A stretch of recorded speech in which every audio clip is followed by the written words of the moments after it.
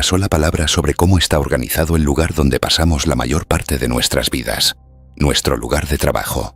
Ninguno se atrevió a cuestionar que, en el corazón del sistema capitalista, unas pocas personas, los dueños, accionistas o directivos, tengan el control total sobre las decisiones que afectan no solo sus beneficios, sino la vida y la dignidad de millones de trabajadores. ¿Dónde está la democracia ahí? ¿Por qué aceptamos la democracia política como un valor sagrado, pero permitimos que nuestras economías funcionen como dictaduras en miniatura? Aquí está la raíz del problema. La mayoría de nosotros vivimos bajo una ilusión. Pensamos que votamos cada 4 años y eso es suficiente. Pero en la esfera económica, donde se deciden nuestros ingresos, nuestra seguridad, nuestras condiciones de vida, no tenemos voz. Las decisiones se toman en consejos corporativos cerrados, sin participación ni control popular. Y sin democracia económica, la democracia política se convierte en una fachada, una formalidad vacía. Después del New Deal, el gran error fue suponer que bastaba con establecer ciertas protecciones, salario mínimo, seguridad social, pensiones más subsidios, sin alterar la estructura de poder económico. Y la historia demostró que no. Lo que no se transforma profundamente termina siendo revertido. El poder concentrado, si no se democratiza, siempre encontrará el modo de recuperar su hegemonía. El resultado de esta omisión es visible hoy. Tenemos una economía donde la productividad ha aumentado constantemente durante décadas, pero los salarios reales han permanecido estancados. Donde los jóvenes se enfrentan a deudas imposibles por estudiar. Donde millones viven de cheque en cheque y el acceso a la vivienda, la salud y la educación se vuelve cada vez más precario.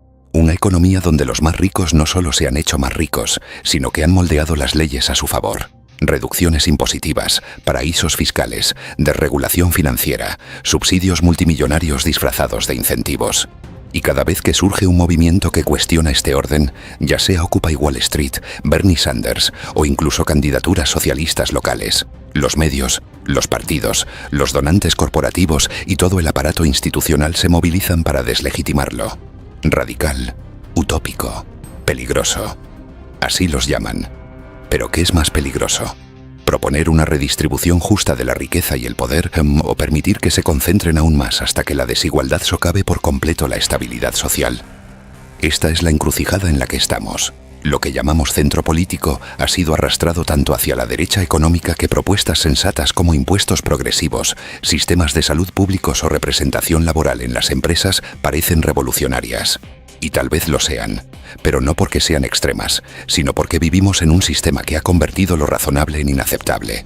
Entonces la lección que debemos aprender, no solo de la Gran Depresión, sino de los últimos 75 años, es que las reformas sin una transformación estructural no bastan. Son vendajes temporales sobre una herida que sigue abierta. El New Deal, a pesar de sus avances, fue un intento de salvar el capitalismo de sí mismo, no de reemplazarlo.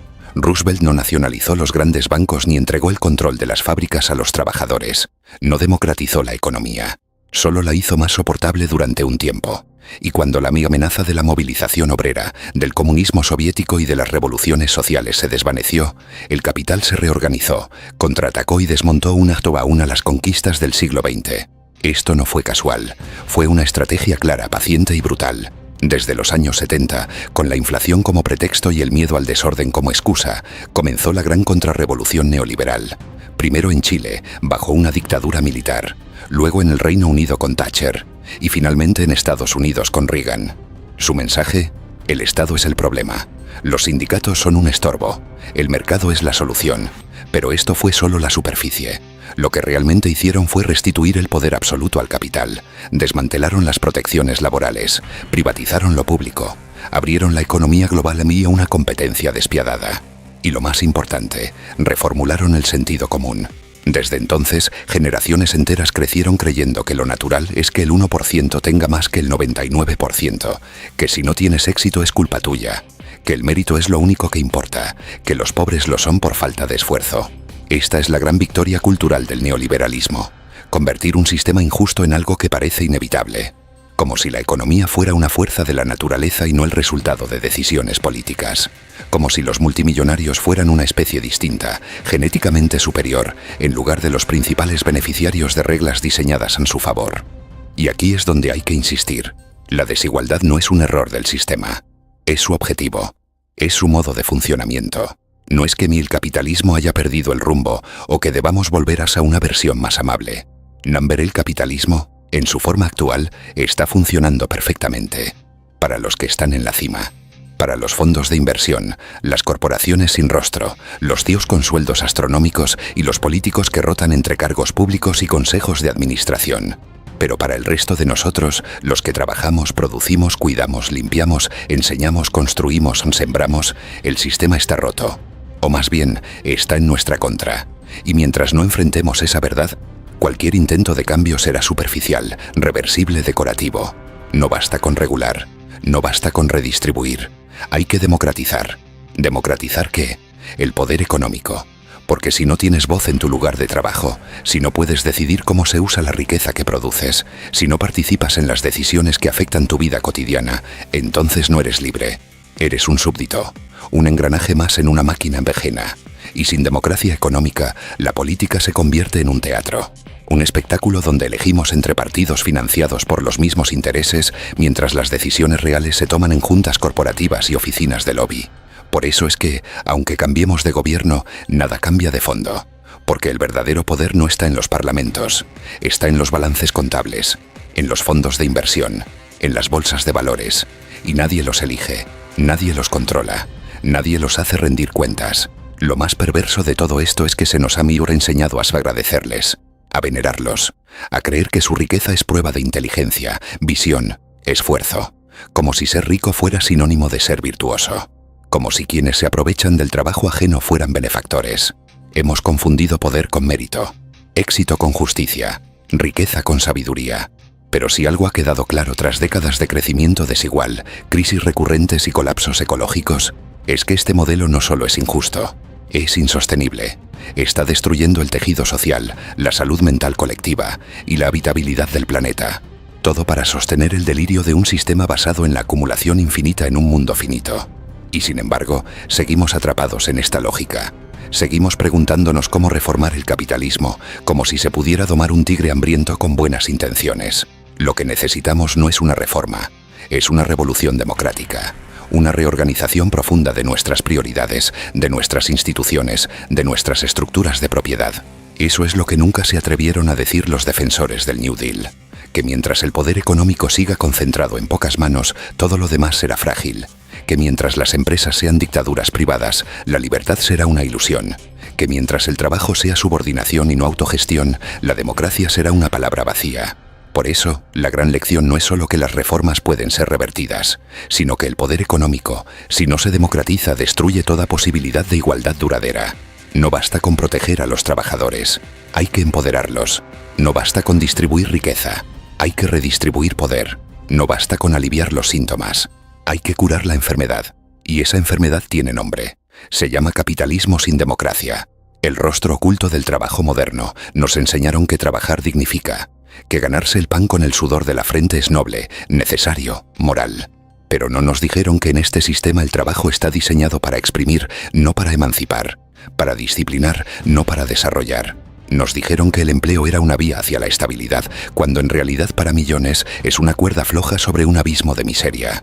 La modernidad nos prometió que con el tiempo trabajaríamos menos, que la tecnología aliviaría nuestras cargas, que los avances en productividad nos liberarían. Pero esa promesa fue traicionada, porque cada mejora tecnológica se utilizó no para reducir la jornada, sino para aumentar los beneficios de los de arriba, no para liberar tiempo, sino para intensificar el ritmo, no para repartir el bienestar, sino para concentrar aún más el poder. Hoy vivimos en una paradoja escandalosa. Producimos más que nunca, pero trabajamos más que nunca también. Y al final del mes, millones no logran cubrir sus necesidades básicas. Se nos exige disponibilidad constante, flexibilidad infinita, gratitud por empleos que nos agotan, nos enferman, nos quitan la vida. ¿Para qué? Para sostener una pirámide en la que el vértice se hace más estrecho y más alto cada día. Hay una palabra para esto: explotación. Pero preferimos llamarlo dinamismo del mercado, competencia laboral, adaptación a los tiempos. Y así, la servidumbre se disfraza de oportunidad. La precariedad se viste de emprendimiento, el cansancio se celebra como virtud y el agotamiento colectivo se convierte en norma. Lo más cruel es que el sistema no solo nos roba el tiempo, sino también el sentido. La mayoría de las personas no encuentra propósito en lo que hace 8 o 10 horas al día. Cumplen tareas repetitivas, inútiles o invisibles. Producen valor para otros sin entender para qué. Cumplen metas impuestas, bajo amenaza de perderlo todo. Y cuando preguntan si esto es todo lo que hay, se les llama ingratos, flojos, soñadores. El sociólogo David Graeber llamó a esto trabajos de mierda. Y no porque quienes los desempeñan sean inútiles, sino porque el sistema ha estructurado millones de ocupaciones que ni quienes las realizan creen que tengan sentido. Call centers que gestionan reclamos inventados por burocracias privatizadas, consultoras que escriben informes que nadie lee, gerentes intermedios cuya única función es supervisar a otros gerentes, una maquinaria absurda que existe solo para justificar su propia existencia. Y mientras tanto, las profesiones verdaderamente esenciales, las que cuidan, alimentan, limpian, educan, protegen, son las más mal pagadas, más despreciadas, más ignoradas. La pandemia lo dejó claro. Cuando todo se detuvo, fueron las manos invisibles de quienes se sostienen lo cotidiano las que mantuvieron el mundo funcionando. No fueron los accionistas, no fueron los influencers, no fueron los banqueros. Y sin embargo, cuando el aplauso terminó, todo volvió a su cauce. Es decir, entró al cauce del olvido. Porque en este sistema lo esencial no es lo importante es lo rentable. Y si no produces ganancias, eres prescindible. La lógica es simple, brutal, eficiente. Tú no eres un ser humano con derechos, deseos y límites. Eres un recurso, un costo, una línea en una hoja de cálculo. Y cuando dejes de ser útil, cuando enfermes, envejezcas o simplemente te canses, serás reemplazado. Sin rituales, sin remordimientos, sin memoria. Y aún así, se nos exige que agradezcamos, que nos sintamos afortunados de tener empleo, que compitamos entre nosotros, que aceptemos la flexibilidad como libertad cuando es precariedad disfrazada, que aceptemos la esclavitud como elección. Pero ¿libertad para quién? Para el trabajador que no puede rechazar una oferta porque perdería el techo y la comida. O para el empleador que puede imponer condiciones miserables porque sabe que hay 10 más dispuestos a aceptar. La verdad incómoda es esta. En el capitalismo moderno, el trabajo no nos pertenece. Se nos arrebata, se nos vende como privilegio y se nos devuelve en forma de salario apenas suficiente para sobrevivir, pero no para cuestionar. Apenas suficiente para obedecer, pero no para descansar.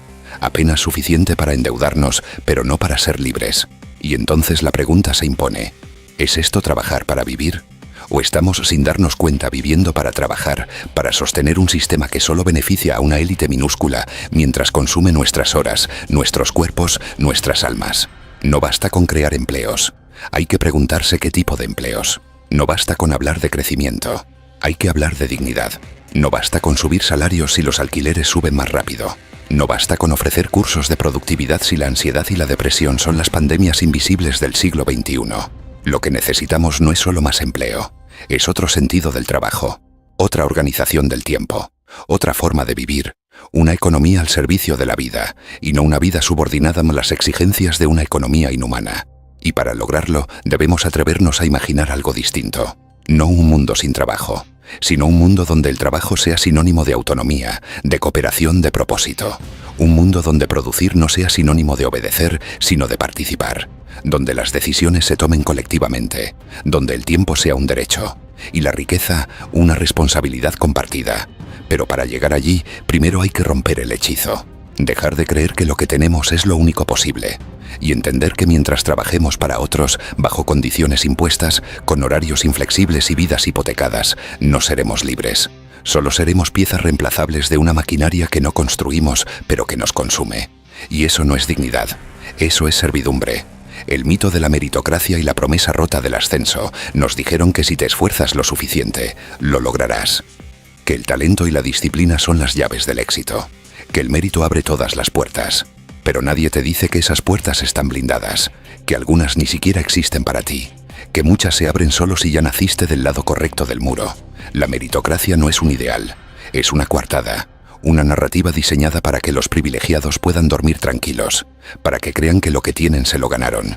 Porque si no tienes voz en tu lugar de trabajo, si no puedes decidir cómo se usa la riqueza que produces, si no participas en las decisiones que afectan tu vida cotidiana, entonces no eres libre. Eres un súbdito, un engranaje más en una máquina envejena. Y sin democracia económica, la política se convierte en un teatro. Un espectáculo donde elegimos entre partidos financiados por los mismos intereses, mientras las decisiones reales se toman en juntas corporativas y oficinas de lobby. Por eso es que, aunque cambiemos de gobierno, nada cambia de fondo. Porque el verdadero poder no está en los parlamentos, está en los balances contables, que su fortuna es justa, porque supuestamente trabajaron más, arriesgaron más, estudiaron más. Pero ignoran, o fingen ignorar, las redes invisibles que los sostienen, herencias, contactos, apellidos, estabilidad emocional, tiempo libre, padres presentes, barrios seguros, escuelas bien financiadas. No todos empiezan en la misma línea de salida. Algunos corren con pesas en los pies, mientras otros son llevados en autos de lujo por el mismo camino. Y sin embargo, el discurso del esfuerzo sigue siendo omnipresente, porque cumple una función. Culpa al pobre de su pobreza. Le dice que si no ha salido adelante es porque no lo intentó lo suficiente. Le oculta las estructuras, le niega la violencia económica, le vende espejismos, le exige gratitud por las migajas. ¿Tienes 2 trabajos y aún así no llegas a fin de mes? ¿Te falta disciplina financiera? ¿No consigues empleo? ¿No te supiste vender? ¿Te explotan en el trabajo? Aprende a ser más resiliente. ¿Sufres ansiedad? Medita. Respira. No cuestiones el sistema. Cuestiónate a ti. Así, la culpa se individualiza y la estructura permanece intacta. Pero número. No es tu culpa. No es culpa tuya si estudiaste, te endeudaste, trabajaste y aún así no puedes independizarte. No es tu culpa si cada año sientes que corres más rápido solo para quedarte en el mismo lugar. No es tu culpa si te prometieron un mundo que ya no existe, mientras los que lo destruyeron siguen dictando las reglas. La realidad es otra. Vivimos en una economía que produce riqueza con una eficiencia sin precedentes, pero que ha diseñado mecanismos precisos para evitar que esa riqueza se distribuya. Los rendimientos del capital crecen más rápido que los salarios. Las grandes fortunas se reproducen solas, mientras los trabajadores venden su tiempo por monedas. Los impuestos a los ricos se reducen. Los paraísos fiscales florecen. Y todo lo que llaman crecimiento termina concentrándose en manos de muy pocos. ¿Dónde está el mérito ahí? ¿Dónde está el esfuerzo? Los que más ganan no son los que más trabajan. Son los que poseen, los que rentan, los que controlan, los que especulan con dinero que nunca tocarán.